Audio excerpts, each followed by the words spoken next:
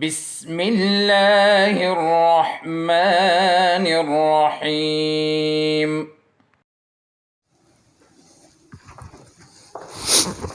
Bismillahirrahmanirrahim. Assalamu alaikum and welcome back to the Oriental Public School online teaching platform. Dear students, I'm here to record a video lecture for you.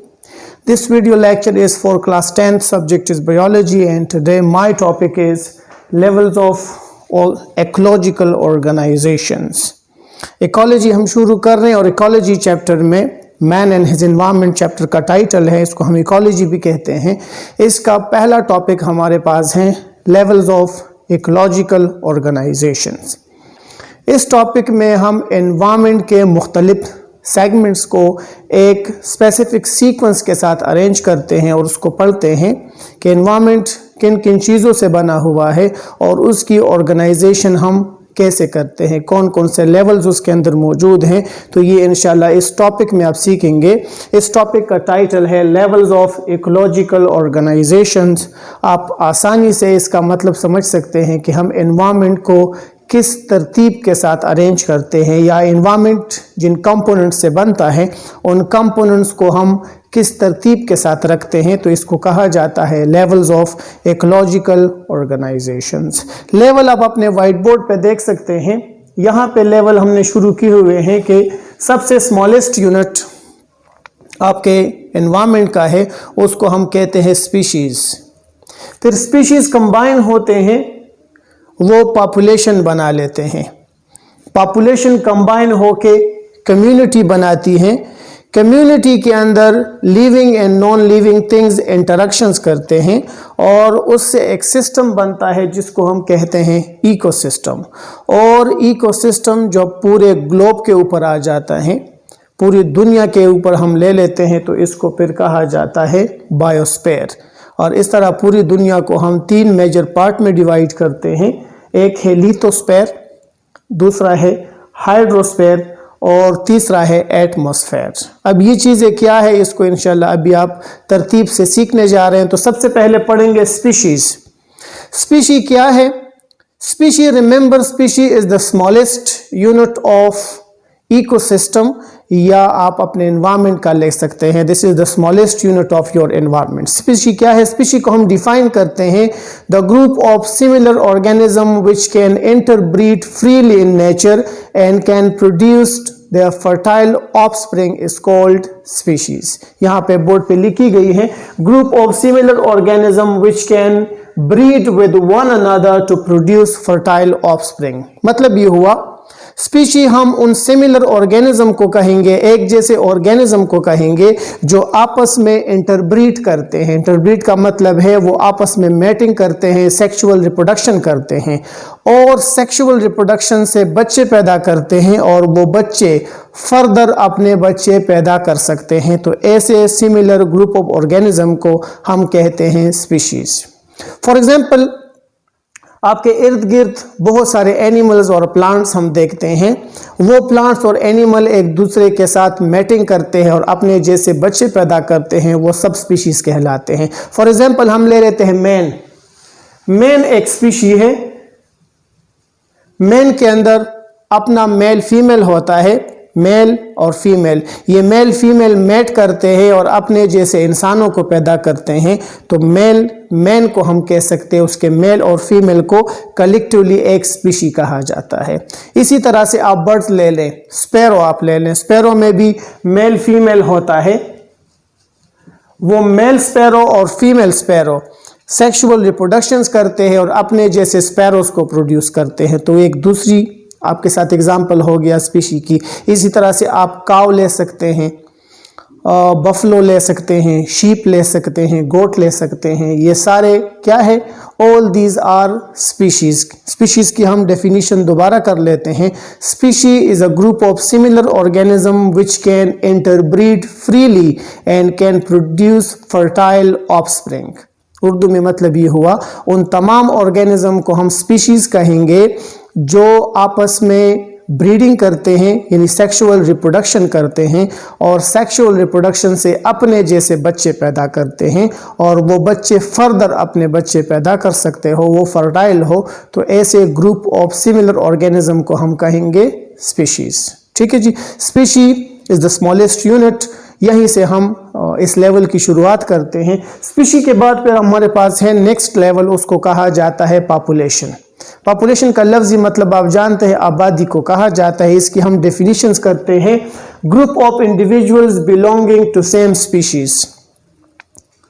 एक जैसे species के organism जब combine हो जाते हैं तो collectively उसको हम कहते हैं populations. For example human population, जब हम वर्ड बोलते हैं ह्यूमन पॉपुलेशन, तो ह्यूमन पॉपुलेशन में हम सिर्फ ह्यूमंस को गिनेंगे। इसी तरह से हम ले लेते हैं populations of sparrow, sparrow population, तो स्पैरो पॉपुलेशन में आप फिर सिर्फ स्पैरोस को काउंट करेंगे। इसी तरह से पॉपुलेशन ऑफ रोजेस,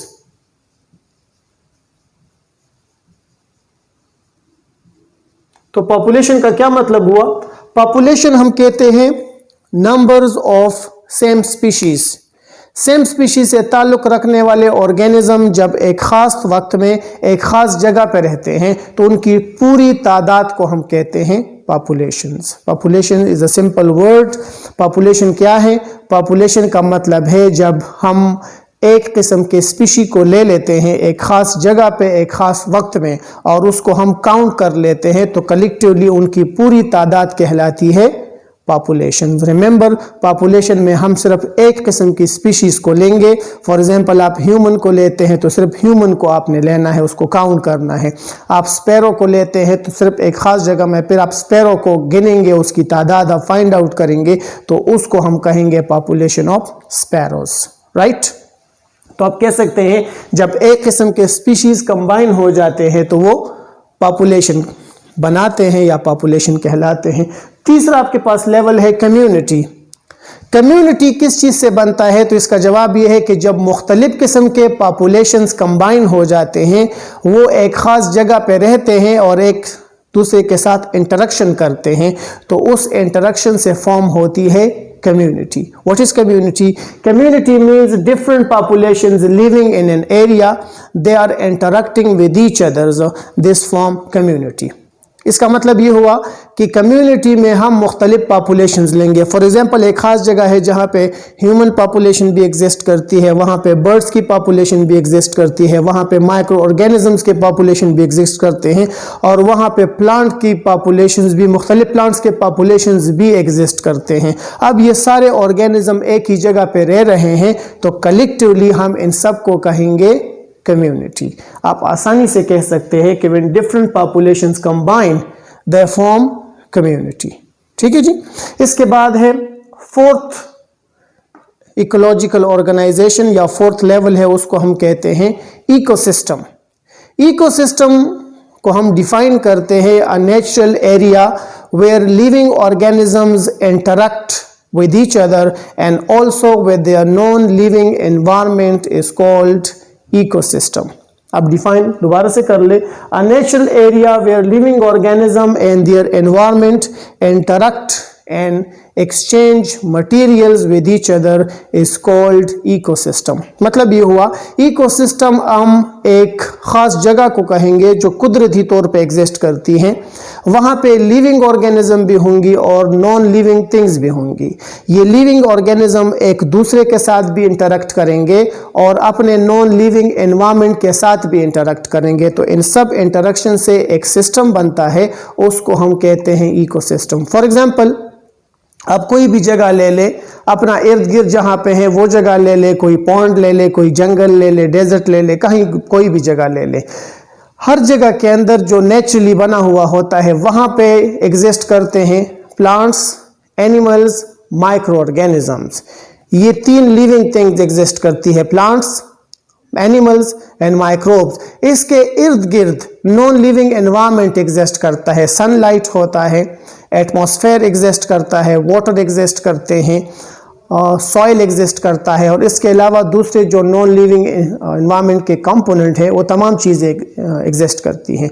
अब इन सब में इंटरेक्शंस होता है। लिविंग के साथ इंटरेक्शंस करते हैं और इसी तरह living things non living thing के साथ भी इंटरेक्शंस करते हैं। फॉर एग्जांपल प्लांट एटमॉस्फेयर से कार्बन डाइऑक्साइड लेता है, ज़मीन से वाटर लेते हैं, सन से सनलाइट लेते हैं, उन सब को कंबाइन करके वो ग्लूकोज बनाता है और उस दौरान वो ऑक्सीजन प्रोड्यूस कर लेता है और ये ऑक्सीजन एनवायरनमेंट को वापस दिया जाता है। तो इसमें नॉन लिविंग एनवायरनमेंट और प्लांट के दरमियान इंटरेक्शन एग्जिस्ट करता है। फिर एनिमल आ जाते हैं, वो प्लांट को खा लेते हैं और प्लांट ने जो खुराक बनाया हुआ है वो एनिमल के बॉडी के अंदर चला जाता है। इस तरह एनिमल और प्लांट का इंटरेक्शन आ जाता है। तो ये इंटरेक्शन है बिटवीन लिविंग थिंग्स।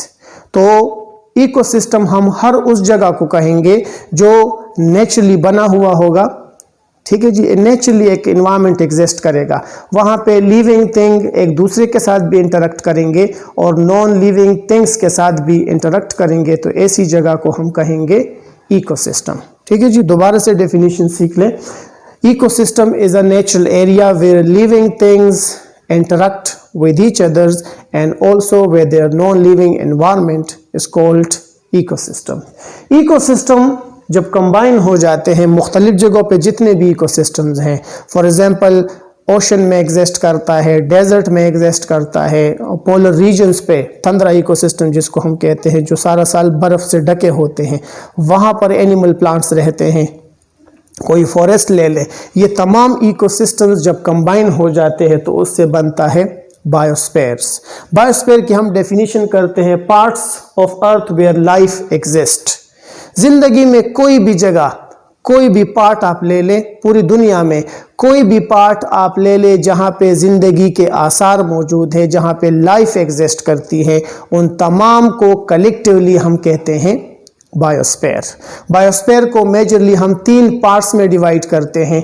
एक कहलाता है लिथोस्फीयर। लिथोस्फीयर में हम लेते हैं अर्थ। अब आप अर्थ ले लें तो अर्थ में जहां कहीं भी लाइफ एग्जिस्ट करेगा वो इस बायोस्फीयर का हिस्सा होगा। दूसरा इसका कंपोनेंट है, उसको हम कहते हैं हाइड्रोस्फीयर। तो हाइड्रोस्फीयर हम कहते हैं वाटर। वाटर में आप एक स्मॉल पॉन्ड भी ले सकते हैं, एक लेक भी ले सकते हैं, एक कैनाल भी ले सकते हैं, एक रिवर भी ले सकते हैं और पूरा ओशन भी ले सकते हैं, पूरा समंदर ले सकते हैं। ये सब एग्जिस्ट करता है किस चीज़ में? ये बायोस्फीयर का हिस्सा है और यहाँ पे जितने भी लिविंग ऑर्गेनिजम्स हैं, प्लांट्स हैं, एनिमल्स हैं, फिश है, मैमल्स हैं, ये तमाम चीज़ें बायोस्फीयर का हिस्सा है। और तीसरा पार्ट है बायोस्फीयर का, उसको हम कहते हैं एटमॉस्फेयर। तो एटमॉस्फेयर में हम एयर को लेते हैं। तो ये 3 जगह है जहाँ पे लाइफ एग्जिस्ट करती है और कलेक्टिवली इन सब लाइफ को कहा जाता है बायोस्फीयर। लाइफ में एग्जिस्ट ऑन अर्थ, में एग्जिस्ट इन वाटर एंड में एग्जिस्ट इन एयर। इन 3 जगहों पे लाइफ एग्जिस्ट कर सकती है। Collectively all this life forms are called biosphere। तो ये है आपके पास levels of ecological organizations। एक मरतबा फिर से सीख लें, levels of ecological organization का smallest unit है species। When same species combine they form populations। When different populations combine they form community, and inside community living and non-living things interact with each other, it form ecosystems, and when different ecosystems combine together they form biosphere. आप कह सकते हैं इसमें ecosystem में तो non living things भी आती हैं, लेकिन बायोस्फीयर में आप फिर ये कह सकते हैं कि all life forms combine together they form biosphere. तो जितने भी लाइफ फॉर्म दुनिया में जहाँ कहीं भी एग्जिस्ट करते हैं कलेक्टिवली और all called biosphere. This is the end of this video lecture. Inshallah, see you again. Allah Hafiz. اللهم انفعنا بما علمتنا وعلمنا ما ينفعنا وزدنا علما.